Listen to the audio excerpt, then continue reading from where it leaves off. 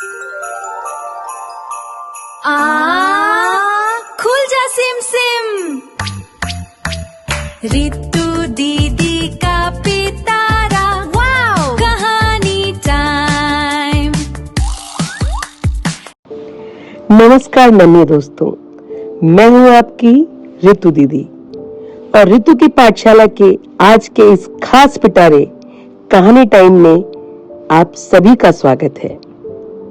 आज मेरे पिटारे से निकली है एक बहुत ही प्यारी कहानी, नन्हे पिंटू और उसके जादुई जूते।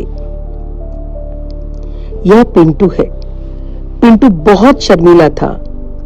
उसे लगता था कि उसके पैर बहुत धीमे हैं और वह कभी किसी रेस में नहीं जीत सकता। एक दिन गार्डन में पिंटू बेंच पे उदास बैठा था। वहां उसे एक बूढ़े बाबा मिले। उन्होंने उसकी उदासी का कारण पूछा तो पिंटू ने बताया कि उसके जूते पुराने हो गए हैं और इसकी वजह से वह तेज नहीं दौड़ पाता। तो बूढ़े बाबा ने कहा, बस इतनी सी बात। और बाबा ने अपने झोले से निकालकर पिंटू को लाल रंग के जादुई जूते दिए। उन्होंने कहा, पिंटू, ये जूते तुम्हें सबसे तेज दौड़ने की ताकत देंगे। पिंटू ने जूते पहने और ये क्या, अरे ये तो चमत्कार हो गया। वह हवा की तरह तेज दौड़ रहा था। उसे लगा कि जूते ही सब कुछ है। अब वह बहुत खुश था और स्कूल में भी सबसे घुलने मिलने लगा था। स्कूल का स्पोर्ट्स डे आने वाला था, लेकिन स्पोर्ट्स डे के पहले उसके जूते खो गए और पिंटू रोने लगा और उसे लगा कि बिना जूतों के वह दौड़ ही नहीं पाएगा। उसे डर था कि उसका जादू अब खत्म हो गया है और वह बहुत निराश हो गया।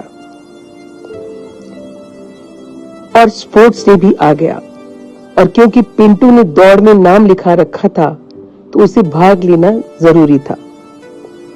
और फिर दौड़ शुरू हुई। पिंटू ने अपने पुराने फटे जूते ही पहने थे और उसने दौड़ने में अपनी पूरी ताकत लगाई और देखो, पिंटू जीत गया। जब वो ट्रॉफी लेकर घर आया और अपने कमरे में जाते वक्त उसने पीछे मुड़कर देखा तो अरे ये क्या, उसके जादुई जूते तो बिस्तर के नीचे पड़े थे। तब पिंटू को समझ आया कि जादू जूतों में नहीं बल्कि उसके अपने इरादों में था। उसने मेहनत की थी, इसीलिए उसको उसका फल मिला और वह जीत गया और वो खुशी से नाचने और गाने लगा।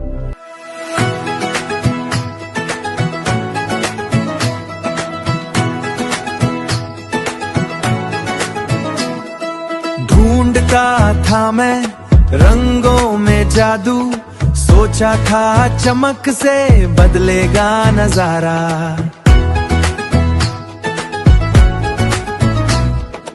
ऐना दिखाता था एक नया चेहरा, पर असली राज कहीं और ही था छुपा।